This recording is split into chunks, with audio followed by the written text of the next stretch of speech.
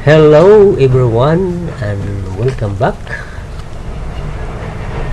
In this episode, ato karong hisgutan kung unsaon pag-hide or show sa taskbar diha sa Windows. Sa screen nga imo karong nakita, kini mao ang taskbar. Kini siya. So sa taskbar na dinhi ang start button o mga shortcuts sa mga prepared nimo nga mga applications. Okay, so there is sad may para sa internet, para sa speaker, sa power, time of the day. So mo na say function din hi. So normally imong Windows automatic kana na ang taskbar naka-show sa bottom.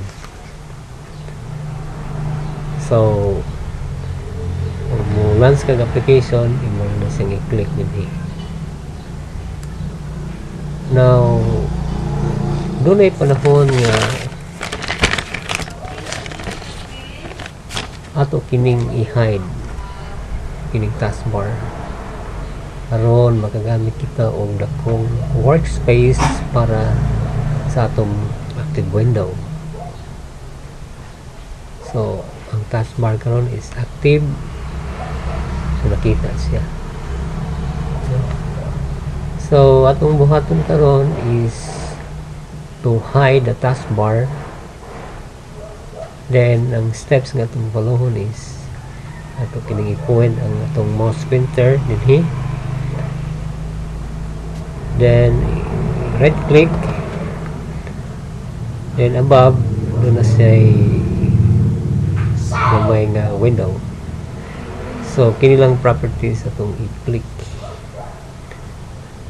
and then atong makita na doon ay window nga doon natin mga choices din.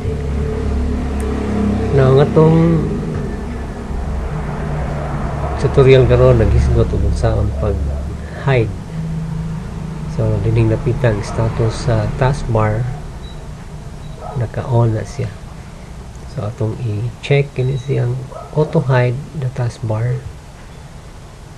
Aron kini siya mahidin. No? Ngadto sa bottom sa ilawom. So after ana atong i-click ang apply. Okay, so imo kita ang effect, and of course nga imo siyang i-click ang okay to close this window. So mana karon no imo kita na hide na ang taskbar. Now to show sa imong gi-hide, imo na siya i-drag ang mouse dito sa bottom, magawas na siya, and then imo siyang ibalik sa ibabaw, so automatic hide. So mao ka na karon no steps sa pag hide. Now imo na siyang i-return ng motion sa balik no, or gihapon no? Right click, then properties, then imo na siyang i-uncheck. Okay, so mo na siya okay nga mga process na itong i-adapt. Okay, so in this video I already demonstrated how to show or hide the taskbar, and thank you, and I hope you enjoy and learn something from this episode. Ako si Gene Asenas,